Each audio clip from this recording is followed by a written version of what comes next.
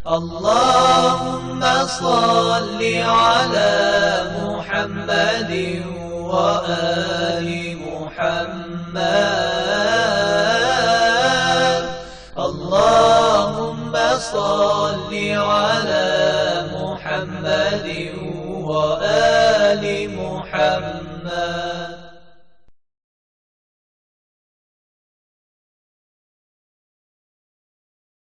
A'udzu billahi minasyaitonir rajim. Bismillahirrahmanirrahim. Alhamdulillahirabbil alamin wassalatu wassalamu ala Rasulillah Muhammadin sallallahu alaihi wa alihi wasallam wa ala ahli baitihi thayyibin tahirin wa ashabihi muntajibin. Aqulu lakum assalamu alaikum warahmatullahi wabarakatuh. Para pemirsa dan pendengar yang kami hormati, marilah kita panjatkan puji dan puji syukur kepada Allah Subhanahu wa taala, dan marilah kita ucapkan salam cinta, salam rindu kepada junjungan kita Sayyidul Wujud Muhammad sallallahu alaihi wa alihi wasallam. Salah satu adab yang sangat indah yang perlu kita bahas bersama, kita pelajari bersama adalah adab bagaimana kita memilih rumah, memilih tempat tinggal. Ini adalah persoalan yang mungkin jarang diketahui oleh masyarakat kita. Mungkin mereka berpikiran bahwa perkara ini merupakan perkara yang tidak dibahas oleh Islam.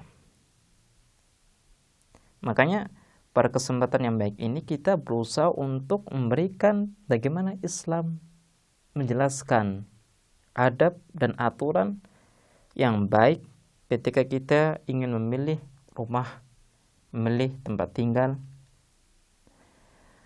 Adab yang pertama, hendaknya seseorang ketika ingin membangun rumah atau membeli rumah, ia memilih rumah yang luas. Kenapa? Karena rumah yang luas itu akan memberikan kebahagiaan tersendiri kepada penghuninya. Makanya Al-Imam Ja'far Shadiq alaihissalam mengatakan, minas sa'adati si'atul manzil. Luasnya rumah itu merupakan suatu kebahagiaan bagi penghuninya. Manusia itu adalah makhluk yang ingin sesuatu yang nyaman. Kalau kita hidup di rumah yang luas, maka kita akan bisa melakukan sesuatu dengan mudah. Kalau kita ingin menata rumah kita pun bisa menata rumah kita dengan baik. Kenapa? Karena banyak ruangan yang bisa kita pakai. Tapi kalau misalnya kita memiliki rumah yang sempit, maka untuk bisa menata rumah kita akan mengalami kesulitan. Adab pertama ini akan mendorong kita untuk selalu berusaha, untuk selalu bekerja, untuk bisa memiliki rumah yang cukup, rumah yang baik bagi kita. Ini adalah adab yang pertama. Kemudian adab yang kedua, hendaknya ketika kita ingin membeli rumah atau membangun rumah, kita harus melihat siapa tetangga kita. Apakah mereka itu orang-orang baik atau buruk. Kenapa? Karena tetangga-tetangga kita adalah orang-orang yang terdekat kita.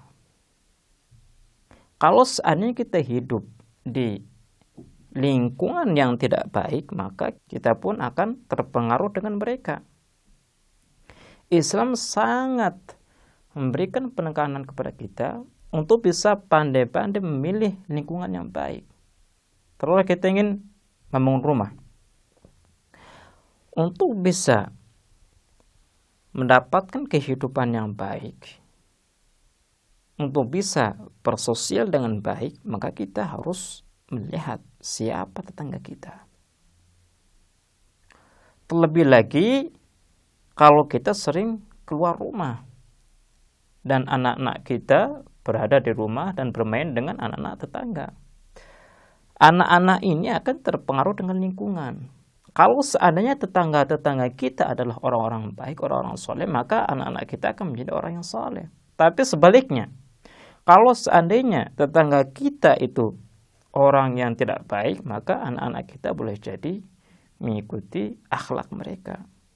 Ini kenapa Islam menganjurkan kita untuk melihat siapa yang akan menjadi tetangga kita sebelum kita membeli rumah atau membangun rumah.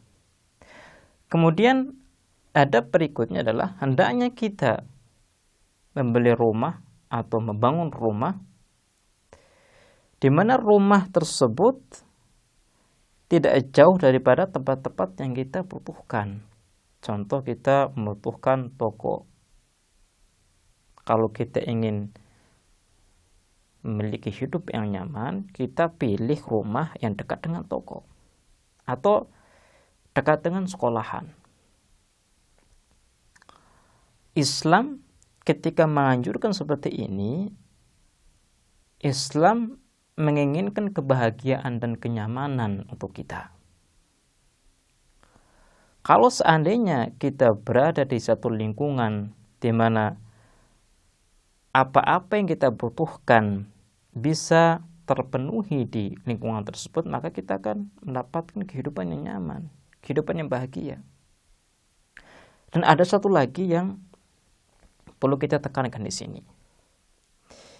Islam juga menganjurkan kepada kita untuk memilih rumah yang tidak jauh dari tempat peribadahan, seperti masjid atau mushola. Dengan kita mempelajari adab-adab ini, maka kita bisa menilai bagaimana agama Islam. Agama Islam adalah agama yang indah. Agama Islam adalah agama yang akan memberikan kebahagiaan dan kenyamanan bagi pemeluknya ketika pemeluknya hendak mengamalkan aturan-aturannya. Kemudian ada berikutnya adalah ketika seseorang membangun rumah, hendaknya ia menyembelih kambing untuk diberikan kepada orang-orang miskin. Makanya Rasulullah SAW memberikan suatu arahan kepada kita.